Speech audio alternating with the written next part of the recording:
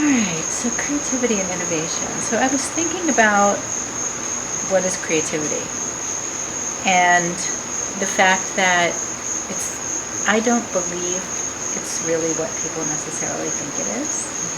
A lot of times when you talk about creativity, someone will say, I'm not creative.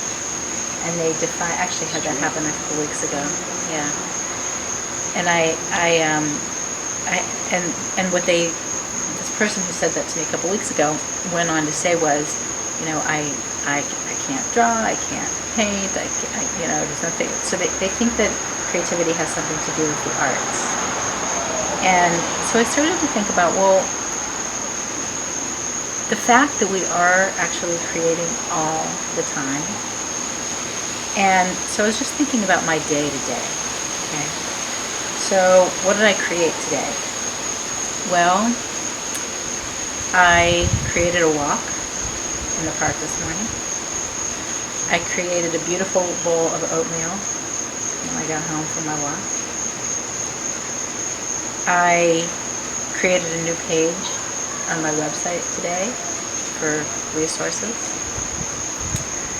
I not only created I don't know that I would say I created a coaching session today. I did a coaching session today, but it was created in the past when we set it up.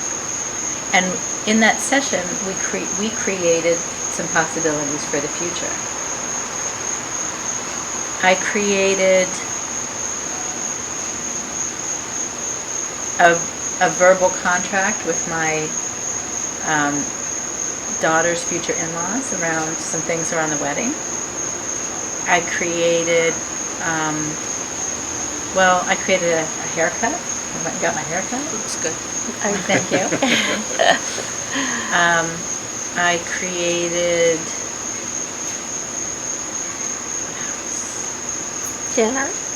dinner for Lisa. Which I greatly appreciated. Yes, it was delicious. Delicious dinner.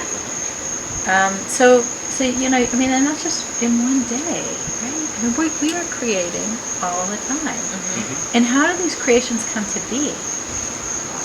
Yeah, they pop into our head as ideas.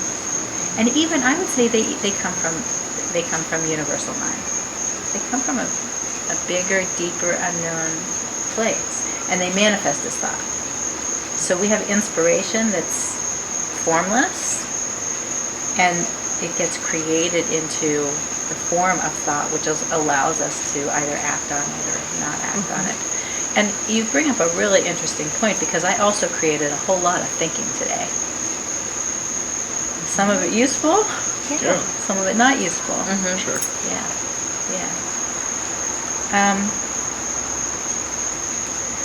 The other thing that I've noticed about creativity is that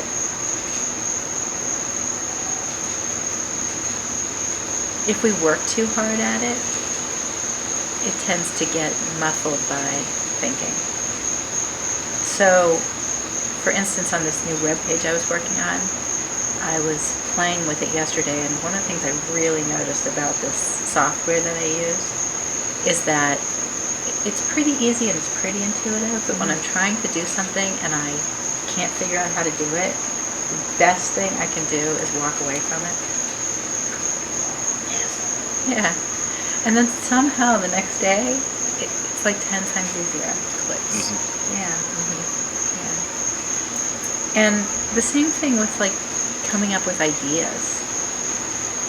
I was telling Lisa earlier that I'm a little bit, even though this wedding is 2 years away, I've become wedding obsessed. I'm like, it's going to be a long 2 years. I know. Oh my God. Either that or I'll come to some conclusions and I'll be able to leave it alone. Yeah. But I keep trying to visualize the ballroom and how we're going to set, do I want rectangular tables or round tables, and what should the centerpieces look like? And it's like, it's like, and I know that if I let myself settle, that's where the really great ideas will come from. I know it intellectually. It doesn't mean that it's necessarily stopped me from spending hours on Pinterest. Yes, exactly. Yeah, you're right. Yeah. But there is something really, really amazing about that feeling of not knowing, and then knowing that in that space of not knowing, something will come up, and I have no idea what it's going to be, but I have complete and 100% confidence that it will show up. It's such a cool feeling. And then the final thing that I'll say about creativity is that it also, I think that we sometimes have a myth that we need to have the idea before we can kind of make it happen. And I've noticed that even when I don't have the idea and I sit down with a piece of paper or a computer or even just a drawing pad and pastels or whatever it is, and I just put the pen to paper or put my fingers to the keys, something shows up. And sometimes I might throw it away, and other times I might love it. Yes. But there's no needing to wait for it to be there already. Just sitting down and doing it. And I guess I said that was the last thing, but I just thought of something else.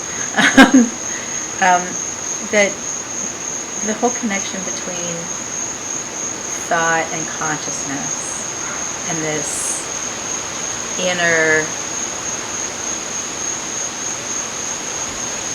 mind of inspiration, and the knowing that when we get really caught up in our heads and in our thinking, that it's probably not the best place to access the greatest depths of creativity.